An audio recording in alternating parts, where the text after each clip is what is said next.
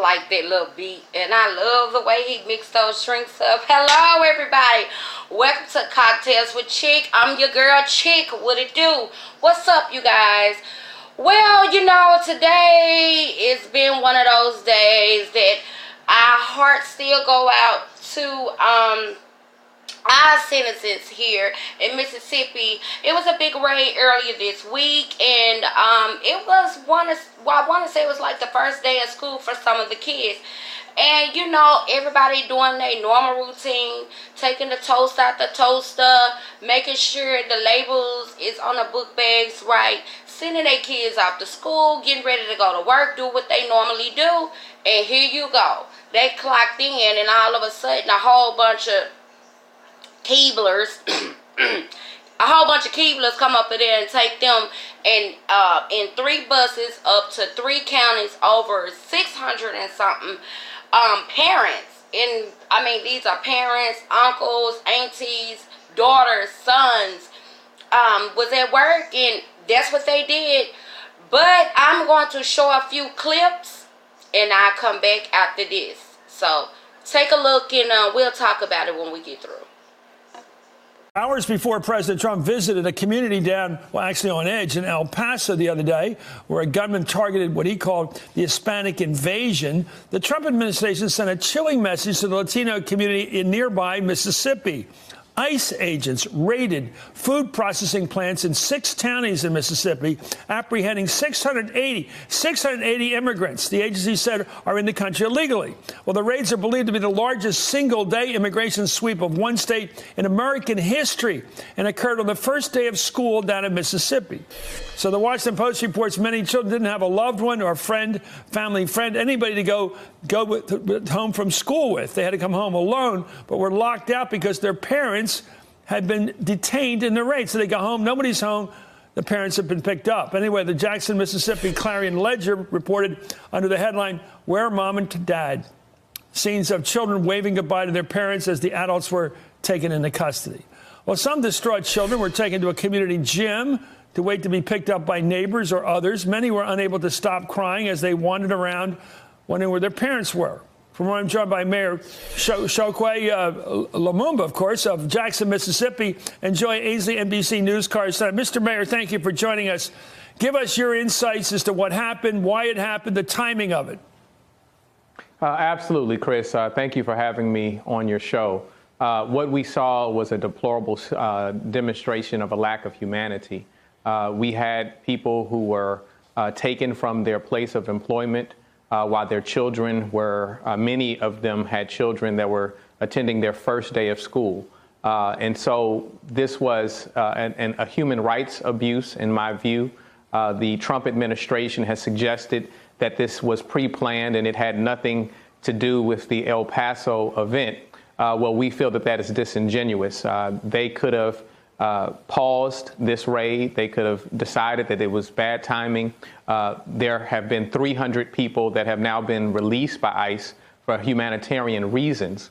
It shows that this whole raid was ill-considered and that they had there was a complete lack of demonstration of a concern for the people and their families. Mayor, hold on there. I want to go to Ashley, or I want to go, not Joey, rather. It seems to me they did this for noise. They wanted to make a lot of noise. They wanted everybody to talk about it, and yet they timed it just after what happened in El Paso. And we know from watching this administration that time and time again, they want the big splash. They want something like the travel ban that catches everybody by surprise. They want to be Elliot Ness. Right. They want the shock and awe when it comes to immigration. And I think that is especially transparent here, A, because of the timing. They could have pulled back, just like the mayor says. They pull back often. If there's a natural disaster in an area, if news of the raids come ahead, they pull back. They cancel all the time. These are always really nebulous timelines that they can pull back. But I think that the fact that they went after the immigrants rather than the employers first. Why don't they just go in the door, walk in the door? They think there's a lot of people working there illegally without documentation, and they know it, and they got the evidence. Turn the evidence against them.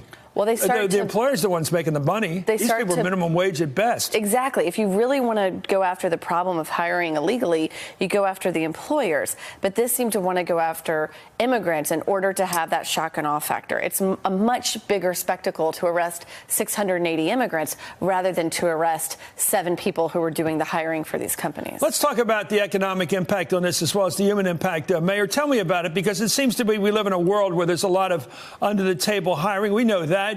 People come to cut the lawn. People do all kinds of work that other people don't do. These are terrible jobs, apparently. You're pulling chickens apart all day long. It's dangerous even in terms of just your physical well-being every day. Nobody else wants these jobs, so therefore taken by people without documentation.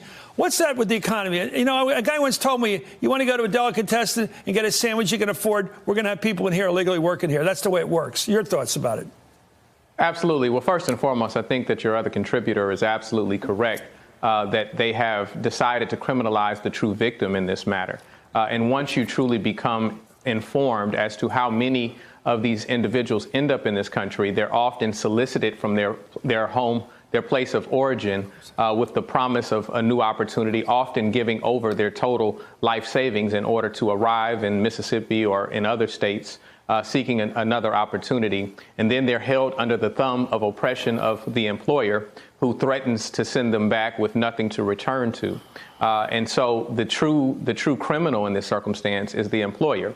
We often are caught up in this rhetoric which suggests that someone's taking our job. If it was your job, no one could take it from you. And so the one who is getting away is the employer, who is making people work for slave wages, not offering them a better opportunity, or any of the other people in this nation who are seeking true living wages. That's so well said. What do you think? The president wouldn't seem to be the kind of guy who would arrest and punish, much less imprison the boss. Yeah, that that's be right. Trump's style. That wouldn't be his style at all. He's much more in the business of pardoning people like that. But there's another... Because he was one of these people.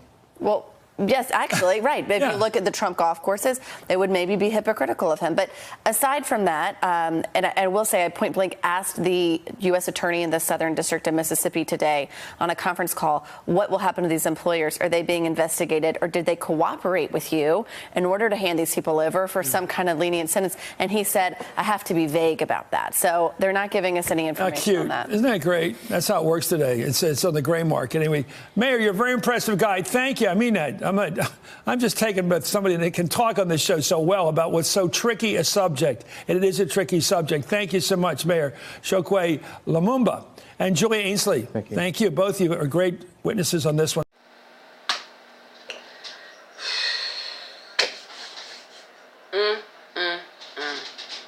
Hold on.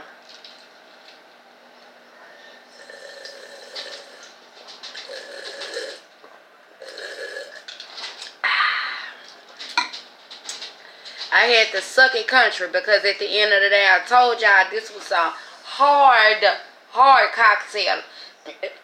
And you see, it was a little hard to swallow. Just think about all those little babies that wanted their parents, that was crying. Oh my God, I was boo-hooing for the last 2 days, you know, watching this, and just so disgusted. And you know, it's just the same thing that they was doing to us back then. Every time we walking with our buggies and horses, your papers, your slave papers. Let me see your papers. The same damn thing. The same motherfucking plate. God damn it. Same plate. They should be ashamed of themselves. And I'm so happy the mayor of Jackson, Chokwe Lumumba, he was like, we ain't for that fuck shit here in Jackson, down here in Mississippi. We don't do shit like that. You know, they taking people off their jobs. It's the beginning of the fucking school year. You know you got uniforms, school supplies you already got to get. Then on top of that, the light bill due, the gas bill due, and the goddamn it, you just paid something on your rent. And then you done got them fired from their job, and they got to face court. All this shit, and you think it's okay? And you see how they, man, I couldn't get every clip, but the clip that I showed you was just a little skippy. The ones that they showing here in Jackson, I'm talking about kids. It's one little boy, oh my God, he had me so much in tears. He was so adorable, little cute, little fat face.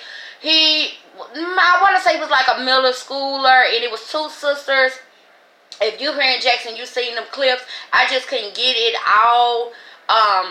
Sometimes they be acting funny with copyright issues. So on this page, I don't want to get, flagged. So this is the only thing that I can give you so you can see. But the shit just fucked up. Lord Jesus, they need to pray.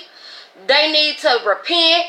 How do you sleep at night saying you finna go to work and you finna go get somebody else fired from their damn job? Get them kicked out their house, and they been living here all their damn life. Because, they were saying some of them, some of the parents, they gave back to their kids because some of their kids was born here in Mississippi. But the thing is, I had video when back in the day when I used to do my little vlogs on Facebook, and I was saying the same shit 4 years ago. That man, him, not 44, but the one after that man right there, he was gonna come and try to send people back to different countries, and they call us African American. They'll be saying about some papers. I don't know. I don't trust them. They'll find out any way, in any shape or form to destroy you. That's my opinion, damn it, and I said it. But that's all I have for you guys today. Thank you for tuning in, watching Cocktails with Motherfucking Chick. Okay? And I'm going to keep it all street. I'm going to keep it street talk. This is what we discussing on here on this channel. We're going to go street talk because I'm all about it. But alright, don't forget to subscribe, hit that like button, and watch another video with your girl. Clink, clink, clink. Alright, I'm out. Bye, guys.